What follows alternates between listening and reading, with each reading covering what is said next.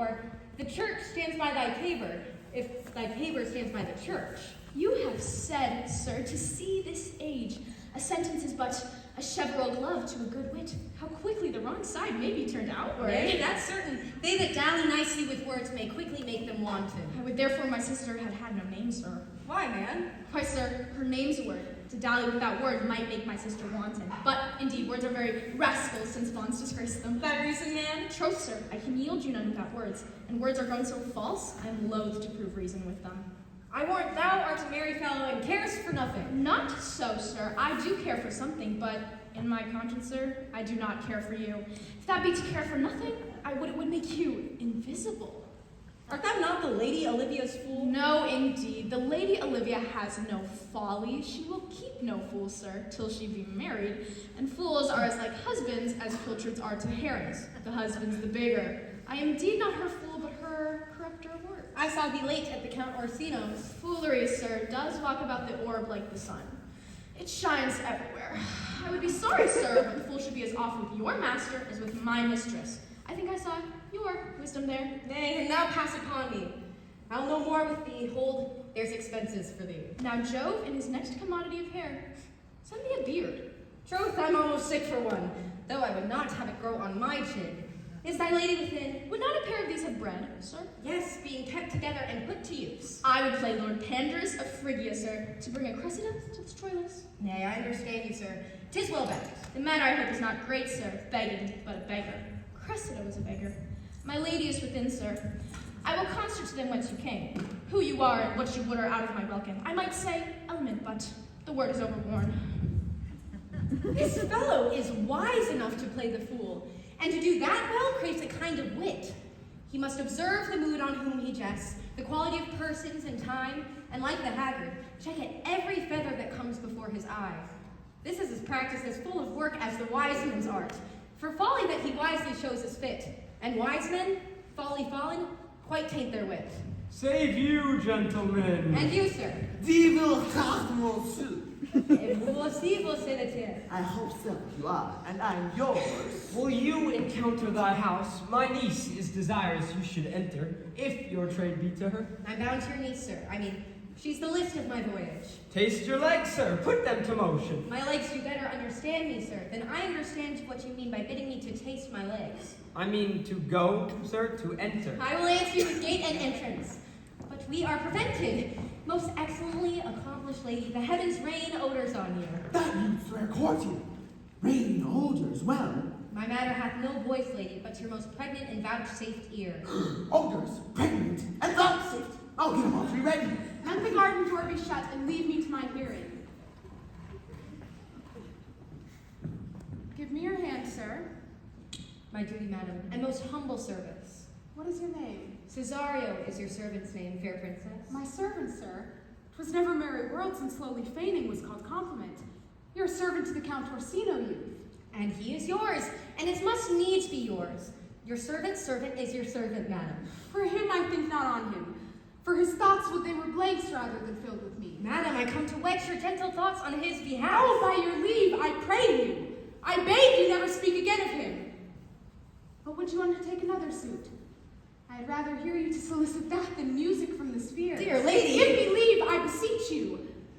I did send after the last enchantment you did hear a ring in chase of you. So did I abuse myself, my servant, and I fear me you. Under your hard construction must I sit to force that on you in a shameful cunning which you knew none of yours. What might you think? Have you not set mine honor at the stake and baited it with all the unmuzzled thoughts that tyrannous heart can think? To one of your receiving enough is shown, a cypress, not a bosom hides my heart. So let me hear you speak. I pity you. That's a degree to love. No! It's not a prize! For 'tis vulgar proof that very oft we pity enemies. Why then methinks 'tis time to smile again. O world, how apt the poor are to be proud. If one should be a prey, how much better to fall before the lion than the wolf. The clock upbraids me with the waste of time. Be not afraid, good youth, I will not have you. And yet, when wit and youth is come to harvest, your wife is like to reap a proper man. There lies your way, due west. Then westward ho! Grace and good disposition attend your ladyship. Nothing, madam, to my lord by me. Stay, I prithee. Tell me what thou thinkst of me. I think you are not what you are. If I think so, I think the same of you. Then think you right. I am not what I am. I would you were as I would have you be. Would it be better, madam, to be than I am? I think it might, for now I am your fool. Oh, what a deal of scorn looks beautiful in the contempt and anger of his lip. A murder's guilt shows not itself more soon than love that would seem hid. Love's night is noon. Cesario, by the roses of the spring, by maidhood, honor, truth, and everything, I love thee. So that maugre all thy pride, nor wit nor reason can my passion hide. Do not extort thy reasons from this clause, for that I woo thou therefore hast no cause. But rather reason thus with reason fetter. Love sought is good, but given unsought is better. By my innocence and by my youth, I have one heart, one bosom, and one truth. And that no woman has, nor never none shall be mistress of it, save I alone. And so adieu, good madam. Never more will I my master's tears to you deplore. Yet come again, for thou perhaps mayst move that heart which now abhors to like his love. No, I'll not stay much longer. Thy reason, dear Venom, give thy reason. You must needs yield your reason, Sir Andrew. Mary, I saw your niece do more favors to the count's serving men than she ever bestowed upon me. I saw it to the orchard. Did she see thee the while, old boy? Tell me that. As plain as I see you now. This was a great argument of love in her toward you. Slight, will you make an ass of me? I will prove legitimate, sir, upon the oaths of judgment and reason. And they have been grand jurymen since before Noah was a sailor. She did show favor to the youth in your sight only to exasperate you, to awake your dormouse valors, but fire in your heart and brimstone in your liver. You should then have accosted her, and with some excellent jest, firing you from the mint, you should have begged the youth into dumbness. This was looked for at your hand, and this was balked. The double guilt of this opportunity you let time wash off, and you are now sailed into the north of my lady's opinion, where you will hang like an icicle from a Dutchman's beard, unless you do redeem it by some laudable attempt, either of valor or policy. And to be anyway, it must be with valor, for policy I hate.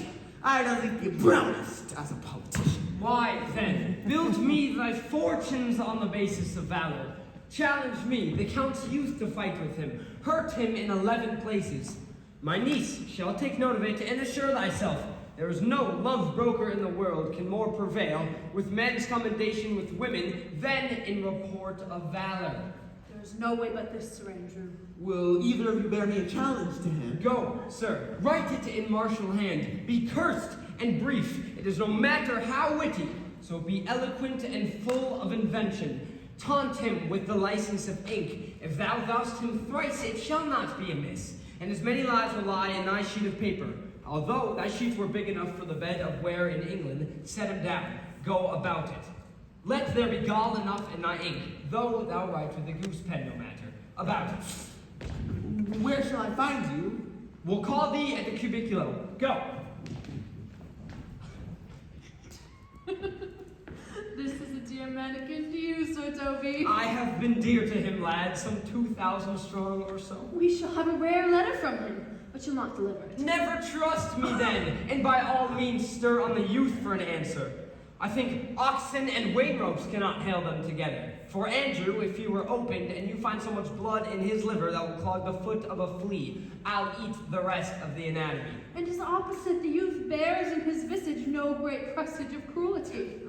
Ooh, look where the youngest wren of mine comes. If you desire the spleen and will laugh yourself into stitches, follow me. Yon Gol Malvolio is turned heathen, a very renegado. For there is no Christian that means to be saved by believing rightly can ever believe such impossible passages of grossness. He's in yellow stockings! And cross-gartered. Most villainously, like a pedant that keeps a school in the church. I have dogged him like his murderer. He does obey every point of the letter that I dropped to betray him. He does smile his face into more lines than is in the new map with the augmentation of the Indies. You have not seen such a thing as 'tis. I can hardly forbear hurling things at him. I know my lady will strike him. If she do, he'll smile and take for a great favor. Come, bring us where he is.